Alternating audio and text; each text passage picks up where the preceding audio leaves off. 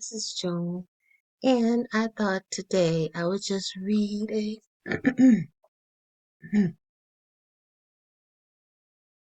a short book to you. It's the book of Nahum, and it is only 3 chapters long. So, what I'll do sometimes is just find a short book in the Bible and read it to you so that you can just listen and decide what you think about it. Okay, this is Nahum 1, King James Version. The burden of Nineveh, the book of the vision of Nahum the Elkoshite. God is jealous, and the Lord revenges. The Lord revenges and is jealous. The Lord will take vengeance on his adversaries, and he reserveth wrath for his enemies. The Lord is slow to anger and great in power, and will not at all acquit the wicked. The Lord hath his way in the whirlwind, and in the storm, and in the clouds are the dust of his feet.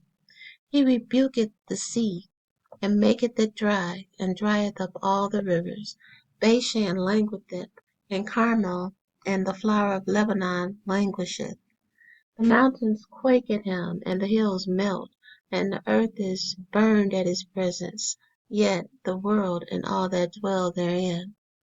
Who can stand before his indignation, and who can abide in the fierceness of his anger? His fury is poured out like fire, and the rocks are thrown down by him. The Lord is good, a strong hold in the day of trouble, and he knoweth them that trust in him. But with an overrunning flood he will make an utter end of the place thereof, and darkness shall pursue his enemies. What do ye imagine against the Lord? He will make an utter end. Affliction shall not rise up in the second time.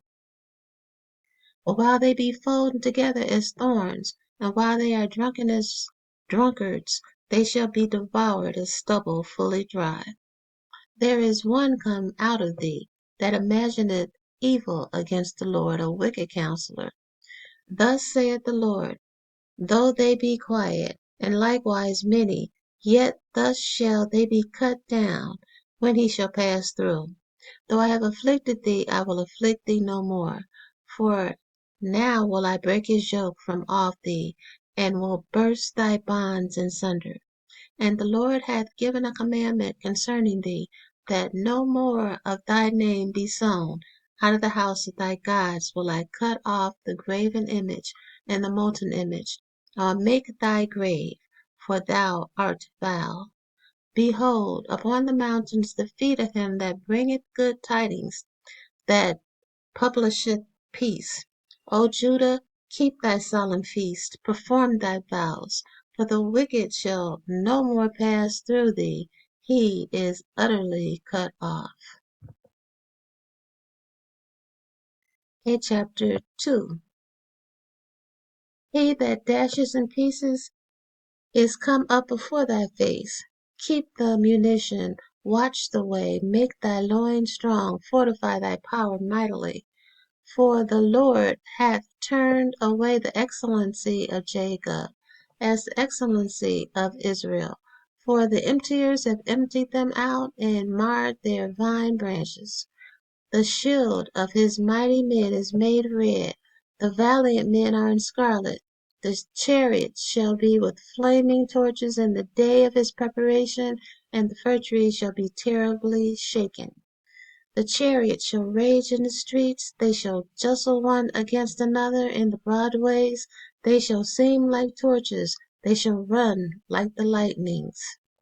He shall recount his worthies, they shall stumble in their walk, they shall make haste to the wall thereof, and the defense shall be prepared.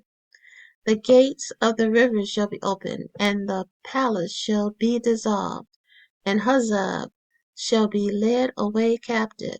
She shall be brought up, and her maid shall lead her as with the voice of doves, tapering upon their breasts.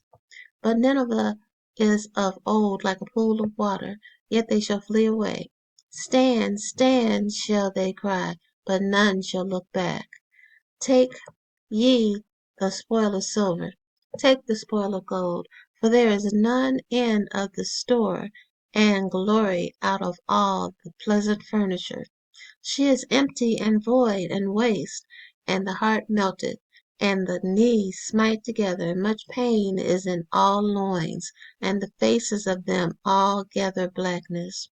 Where is the dwelling of the lions, and the feeding place of the young lions, where the lion, even the old lion, walked, and the lions dwelt, and none made them afraid? The lion did tear in pieces enough for his whelps, and strangled for his lionesses, and filled his holes with prey, and his dens with ravin. Behold, I am against thee, saith the Lord of hosts, and I will burn his chariots in the smoke, and the sword shall devour thy young lions. I will cut off thy prey from the earth, and the voice of thy messengers shall no more be heard. Chapter 3. Woe to the bloody city! It is all full of lies and robbery. The prey departeth not. The noise of a whip, and the noise of the rattling of the wheels, and of the prancing horses, and of the jumping chariots. The horseman lifteth up both the bright sword and the glittering spear, and there is a multitude of slain, and a great number of carcasses, and there is none end of their corpses. They stumble upon their corpses. Because of the multitude of the whoredoms of the well-favored harlot, the mistress of witchcrafts, that selleth the nations through her whoredoms, and families through her witchcrafts. Behold, I am against thee, saith the Lord of hosts, and I will discover thy skirts upon thy face, and I will show the nations thy wickedness, and the kingdoms thy shame. And I will cast abominable filth upon them, and make them vile, and will set them as gazing stock. And it shall come to pass, that all that they look upon thee shall flee from thee, and say, Nineveh is laid waste. Who will bemoan her? Whence shall I seek comforters for thee? Art thou better than Populus? No, that was situate among the rivers, that had the waters round about it, whose rampart was the sea, and her wall was from the sea. Ethiopia and Egypt were her strength, and it was infinite. Put and Lubim were thy helpers. Yet was she carried away. She went into captivity. Her young children also were dashed in pieces at the top of the streets, and they cast lots for her honorable men, and all her great men were bound in chains. Thou also shalt be drunken, thou shalt be hid, thou also shalt seek strength because of the enemy. All thy strongholds shall be like fig trees with the fir stripe figs. If they be shaken, they shall even fall into the mouth of the eater. Behold, thy people in the midst of thee are women. The gates of thy land shall be set wide open unto thine enemies. The fire shall devour thy bars. Draw thee waters for the siege. Fortify thy strongholds.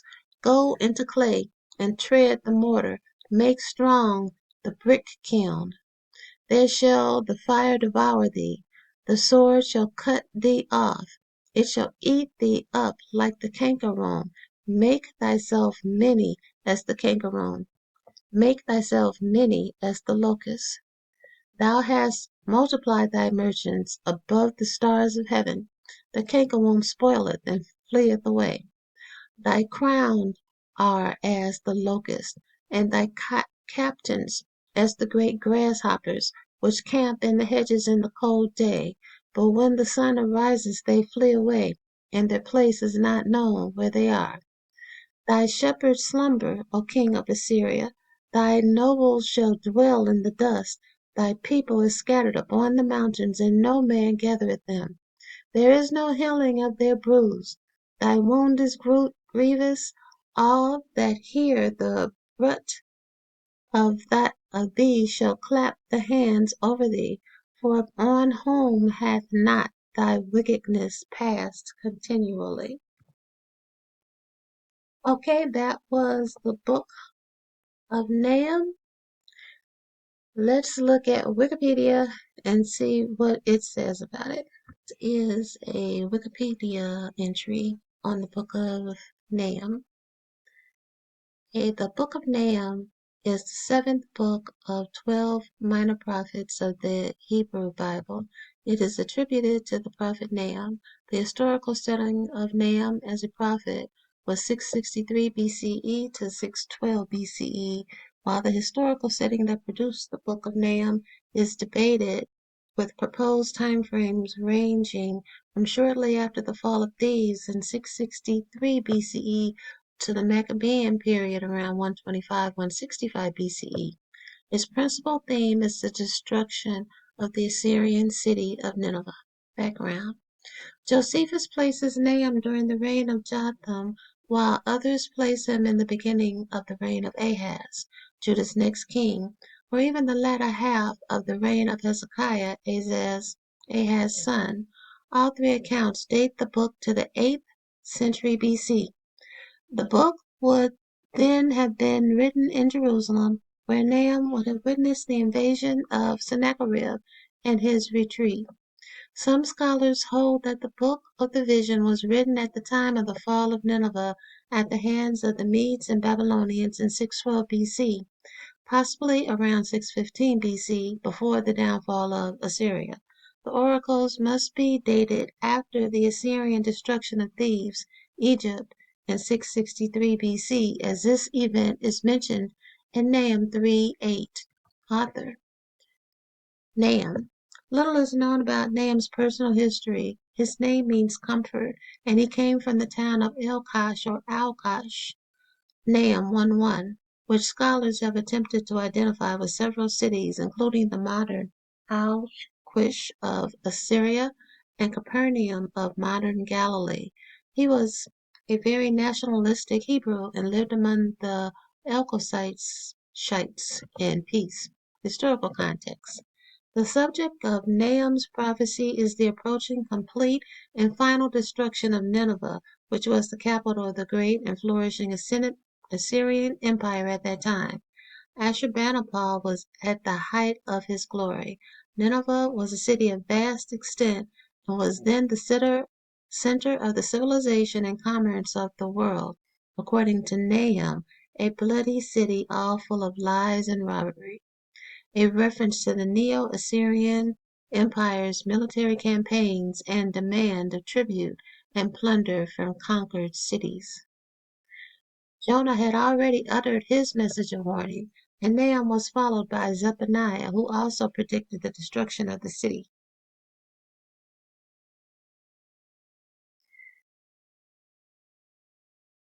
Nineveh was destroyed apparently by fire around 625 BC, and the Assyrian Empire came to an end, an event which changed the face of Asia.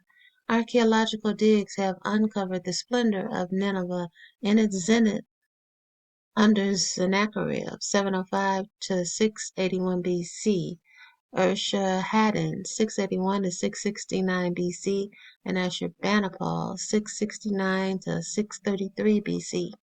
Massive walls were 8 miles in circumference. It had a water aqueduct, palaces, and a library with 20,000 clay tablets, including accounts of a creation in Enuma Elish and a flood in the Epic of Gilgamesh. The Babylonian chronicle of the fall of Nineveh tells the story of the end of Nineveh. Nabopolassar of Babylon joined forces with Cyaxares, king of the Medes, and laid siege for 3 months. Assyria lasted a few more years after the loss of its fortress, but attempts by Egyptian pharaoh Necho II to rally the Assyrians failed to opposition from King Josiah of Judah, and it seemed to be all over by 609 BC. Overview.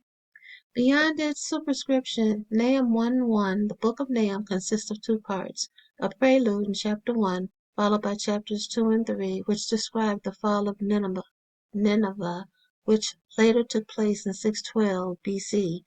Davidson notes that there are two parts to the superscription: the burden of Nineveh as an oracle against Nineveh, probably an editorial edition, and the book of the vision of Nahum the Elkoshite, which may have come from the hand of the prophet himself. Nineveh is compared to Thebes, the Egyptian city that Assyria itself had destroyed in 663 BC. Nahum describes the siege and frenzied activity of Nineveh's troops as they try in vain to halt the invaders. Poetically, he becomes a participant in the battle, and with subtle irony barks battle commands to the defenders. Nahum uses numerous similes and metaphor that Nineveh would become weak, like the lion hiding in its den. It concludes with a taunt song and funeral dirge of the impending destruction of Nineveh and the sleep or death of the Assyrian people and demise of the once great Assyrian conqueror rulers. Okay, let's look at, well, I actually think that's enough for now. So I think it's a very, very interesting book, and it talks about the end of an empire, and it also talks a lot about fire. So I just thought you all might be interested in it, and I might come back and finish reading it to you, because sometimes I think it's nice to not have to have someone read it for you and to you. So that's what I'm trying to provide right now. Okay, so I'm sorry about my voice. I really am doing the best I can. So you guys have a great rest of your day. If you have any questions or concerns or comments, please leave them in the comments section. And I will talk with you again tomorrow. You guys have a great rest of your day.